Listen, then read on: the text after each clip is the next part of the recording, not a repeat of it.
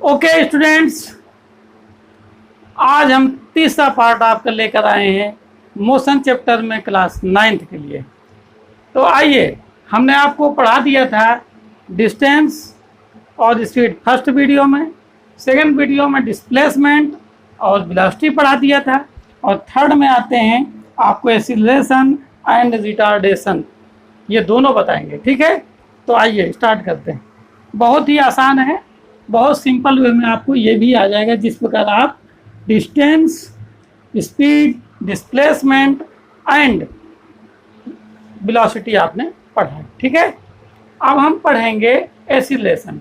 Distance से बना speed, displacement से बना वेलोसिटी, और वेलोसिटी से बनेगा एक्सीलरेशन, और इसी से बनेगा रिटार्डेशन। ठीक है, जो एक्सीलरेशन बनता है वो वेलोसिटी से, और रिटार्डेशन बनता है वेलोसिटी से। तो एक्सीलरेशन की एक डेफिनेशन तो हम ऐसे दे सकते हैं सिंपल वे में, वो मतलब समझने के लिए कह रहा हूँ कि वेलोसिटी पर यूनिट टाइम, जैसे हमने बताया था स्पीड के लिए distance per unit time is called speed, velocity के लिए बताया था displacement per unit time is called velocity. ठीक इसी प्रकार एक्सीलरेशन कहने के लिए velocity per unit time, velocity per unit time is called acceleration. ठीक है, लेकिन थोड़ा सा अंतर है, यहाँ पर हम क्या लिखते हैं, velocity per unit time is called acceleration. ठीक है, ये कह रहे हैं ना, तो इसमें थोड़ा सा चेंज है, मतलब एक्चुअल ये नहीं है, और कह भी सकते हैं थोड़ा समझने के लिए।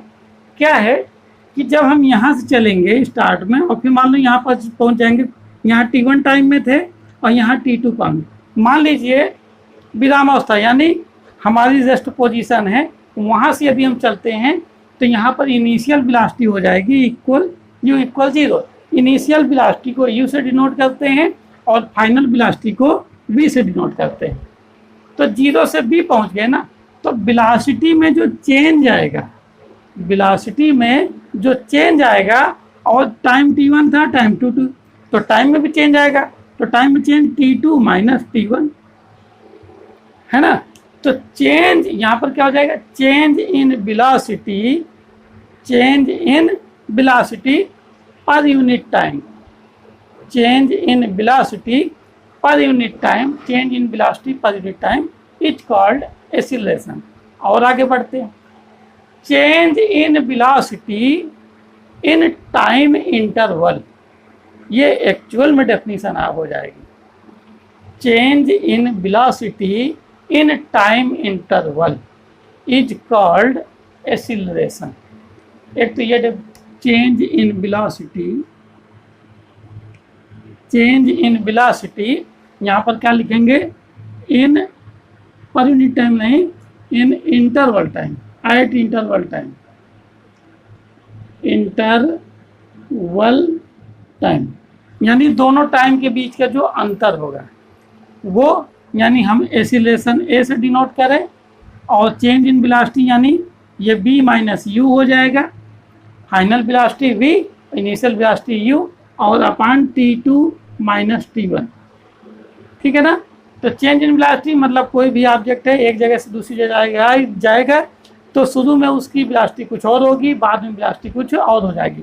बाद की वेलोसिटी यानी V, शुरू की वेलोसिटी यानी U, और अपान बाद का टाइम T2 और शुरू का टाइम T1। ये जो आपका होगा this is called acceleration.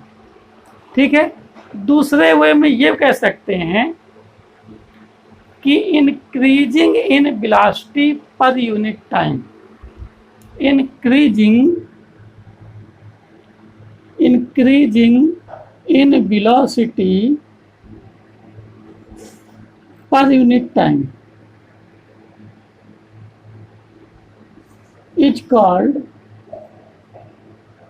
Acceleration. जो भी समझने में है वो एक्सीलरेशन में ही है, और एक्सीलरेशन का जस्ट जो अपोजिट होगा वो रिटार्डेशन होगा। जैसे एक्सीलरेशन के हम डेफिनेशन बता रहे हैं आपको, increasing in velocity per unit time, यानी 1 सेकेंड में उसकी वेलोसिटी जितनी बढ़ जाती है, मान लीजिए 4th सेकेंड में उसकी वेलोसिटी है 40 किलोमीटर पर आवर और 5th सेकेंड में उसकी वेलोसिटी हो गई 50 किलोमीटर पर आवर। तो वेलोसिटी में परिवर्तन कितना आ गया, 50 में 40 गए 10 किलोमीटर पर आवर और समय कितना 5 चढ़ गए 1 सेकेंड। यानी क्या है, इंक्रीजिंग, कितनी इंक्रीज हुई velocity, 10 kilometre per hour. Velocity हमारी इंक्रीज हुई है 10 kilometre per hour, 10 kilometre per hour और कितने सेकंड में, 1 सेकंड में, यूनिट टाइम। ठीक है ना। तो क्या हो जाएगा, यहाँ किलोमीटर पर आवर है, यहाँ सेकंड है, तो यहाँ पर अगर आप कर लें मीटर पर सेकंड, एक यूनिट होनी चाहिए, सेकंड सेकंड। तो 1 सेकंड में जितनी वेलोसिटी में इंक्रीमेंट हुआ है, इंक्रीज हो गई है वेलोसिटी, उसी को हम क्या कहते हैं, एक्सीलरेशन। यानी increasing in velocity per unit time is called acceleration. ठीक है। यानी 1 सेकंड में वेग में हुई वृद्धि, कोई भी वस्तु है, कोई भी गतिमान वस्तु है, एकांक समय में उस वस्तु के वेग में हुई वृद्धि को त्वरण कहते हैं। ये हिंदी में हो गया।